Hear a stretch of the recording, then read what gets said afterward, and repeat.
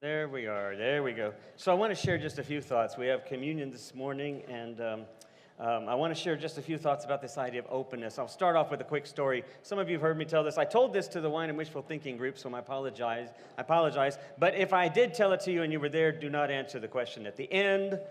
This is a participatory moment for the rest of the congregation. You are excluded if you were there on Monday night. So Nasruddin Hoja, the famous Middle Eastern fool who was wise for his foolishness, was once taken before Tamerlane, the lord of Persia, the king of Persia, emperor of Persia back in the day, and he was always at odds with Hoja Nasruddin because of his cleverness, because he was just always so clever and came with some insight that just took everybody by surprise. He was so frustrated, he just wanted to do away with him, imprison him, execute him, do away with him once and for all. Finally came up with what he thought was the perfect riddle, the perfect challenge. He brought him before the guards. The guards were lying on either side with their swords drawn. He said, Nasruddin, here's a simple task.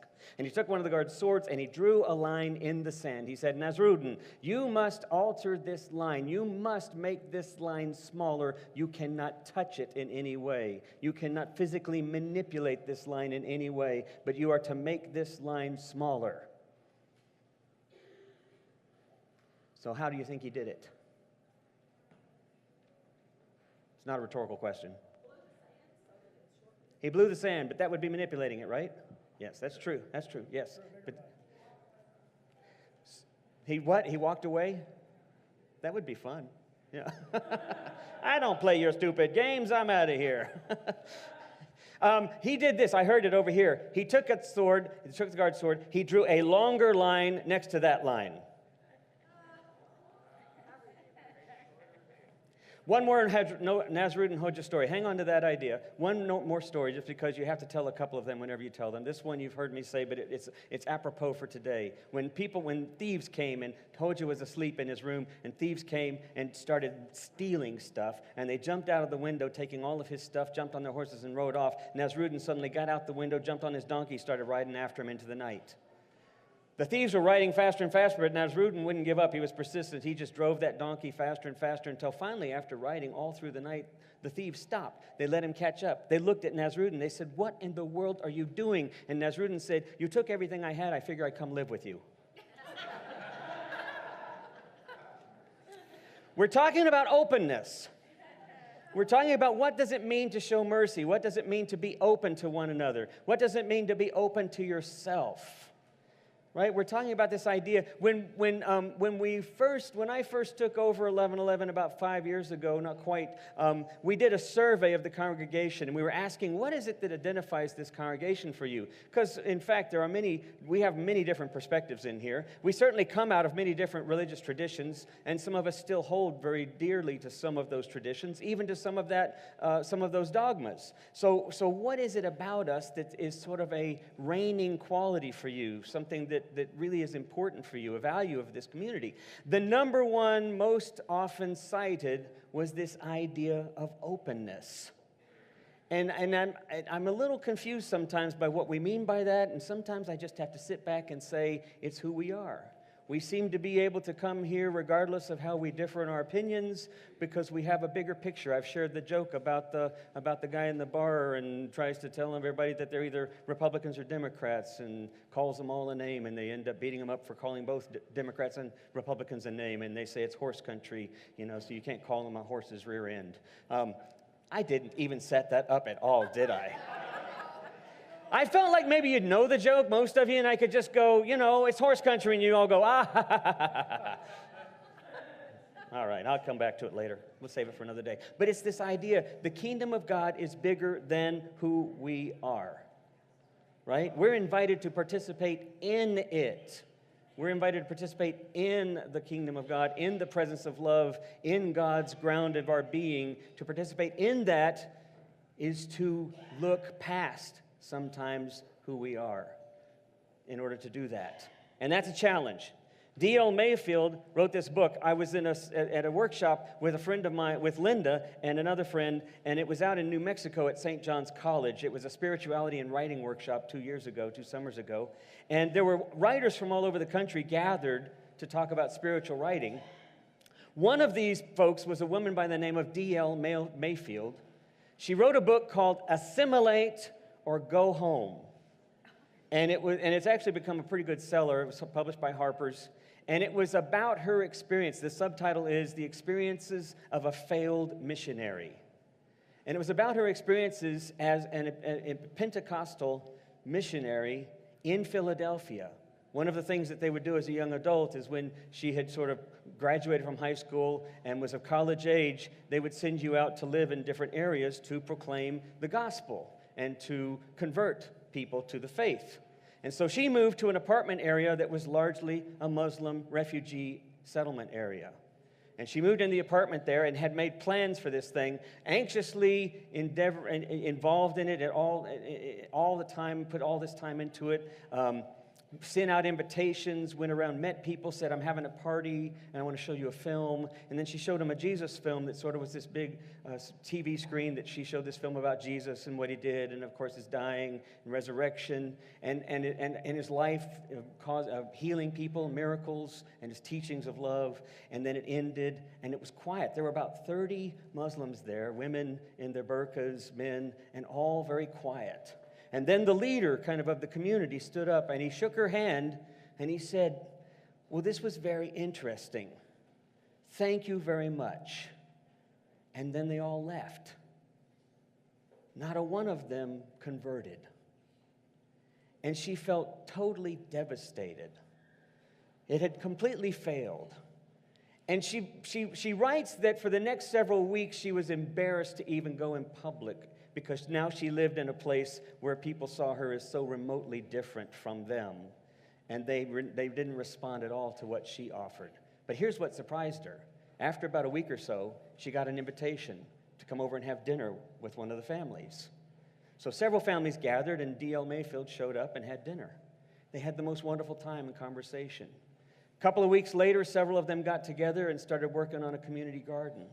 And as you read through the book, what you find out is that D.L. Mayfield hadn't converted anybody. She was suddenly converted to something bigger than all of them. She was converted to this sense of hospitality, of community, of love, of equanimity and justice. And she realized to participate in that was to do exactly what Jesus was doing. To simply convert someone to something did nothing to bring about the kingdom, unless it's all about punching a ticket to whatever happens after you die. And so she, in her book, basically she left the Pentecostal church and basically became I don't know what she ended up becoming, but she's still a Christian. But her whole focus now is on community development.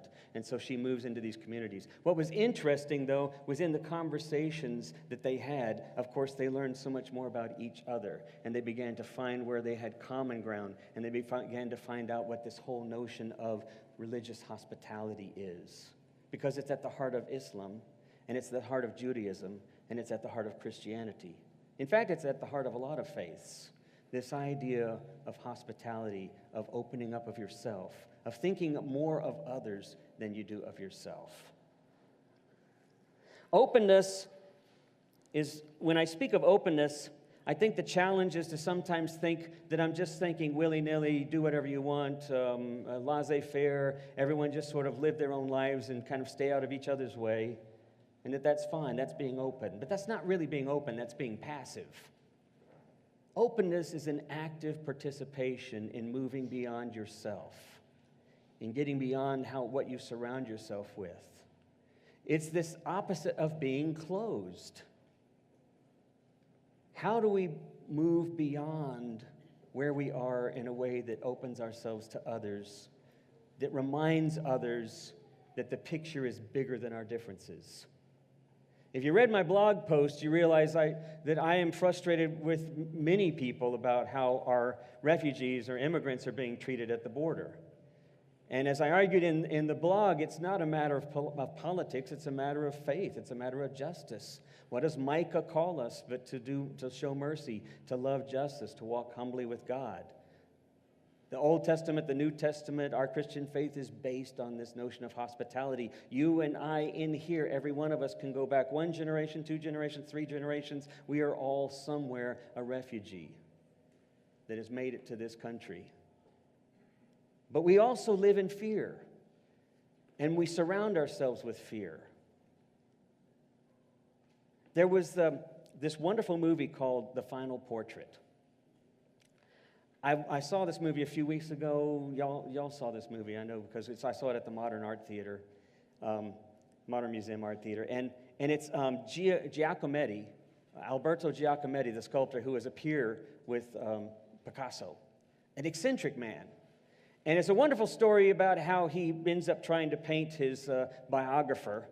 And it just goes on and on and on and on and on. It goes on for weeks and weeks and weeks. It never gets perfect. He keeps destroying it, redoing it. He's never happy with it. He always questions his ability to even be an artist. People pay him millions of dollars. He's got them stored in cans and jars and sacks and just kind of all over the place.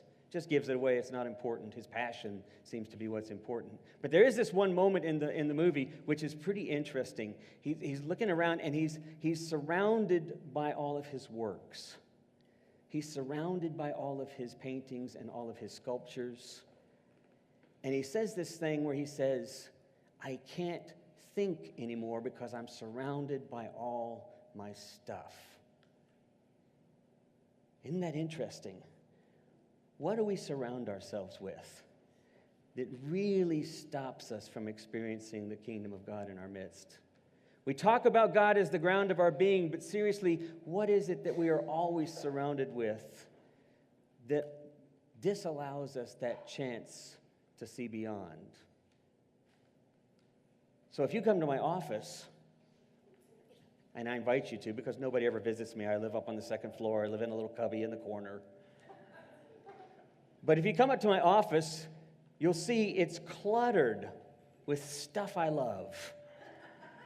It's got the quirkiest little instruments. It's got the quirkiest little statuettes. It's got things from different religious backgrounds where I've traveled and such. It's got little mementums here and there. It's got baptismal bowls. It's got books all over the shelves that I studied and I worship now, as part of my history. I looked at that this morning and I thought, I'm surrounded by my stuff, right? My values, my beliefs, my objects of worship. So every now and then, I've gotten into a practice of just saying, come on over, look around. Something you want here? Take it. Seriously, take it. I mean, if I don't want you to take it, I'll tell you you can't have it. I just learned as I've gotten older, and maybe you've already learned this too, the stuff we surround ourselves with ties us down to a reality that is so removed from what's going on in the world sometimes. And we can't even see our own place of comfort or our own place of privilege or our own place of self-abuse even, because we surround ourselves with this stuff. How do we learn to let go of things? How do we learn to let go of the stuff with which we surround ourselves? Well, that's what I think we're about here in 11:11, is practicing that, is talking about it, is thinking about ways we can do that. And one of the ways that we do that is we have this ritual that we call communion, but we celebrate it together as a way of reminding us we are part of a broken community, and that brokenness is our way of being in the world for one another. So I'm going to invite DeAndrea to come forward and to help. By the way, I'm wearing this because this is the end. I forgot all about this. This month is National Pride Month, and I completely forgot about it until I was reading this week. And this is my Reconciling Ministries Network stole that they pass out. And so I'm wearing this in honor of our members who are part of the LGBTQ community and a part of our support of that as well.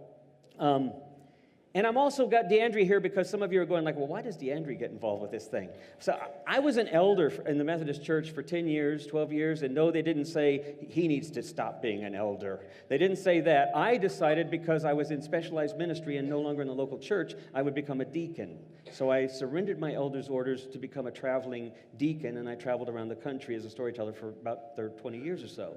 I came back into the local church, and then eventually I took on a full-time job serving and leading worship here. But I never went back to regaining my elder's orders. So technically, I can't legally do communion with you by myself. Something bad happens if I do that. Actually, I always joke with DeAndrea because she is an elder in the United Methodist Church, and I go, as long as you're here, I'm legal. But she helps participate in this because she is an elder. We have so many elders that are also in this congregation already, but I'm just really glad to have her. That's why she helps when we do these kinds of things. So anyway, so this communion is this chance for us to remind ourselves what we're about. Openness is not a passivity. Openness is an active participation in seeking the sacredness of all humanity at its root. What Hannah Arendt, the Jewish philosopher, said is our basic naked humanity, but the world has so much trouble accepting that and seeing it. That's what openness is. It's willing to see past the stuff we surround ourselves with. So I invite you to start, and then after she starts, we'll have 3 stations, one here, one there, and one in the back, and then the band will be playing some music, and we'll close with a blessing afterwards. So I invite you to stick around afterwards. Just kind of make your way to the sides, and then loop around to your seats.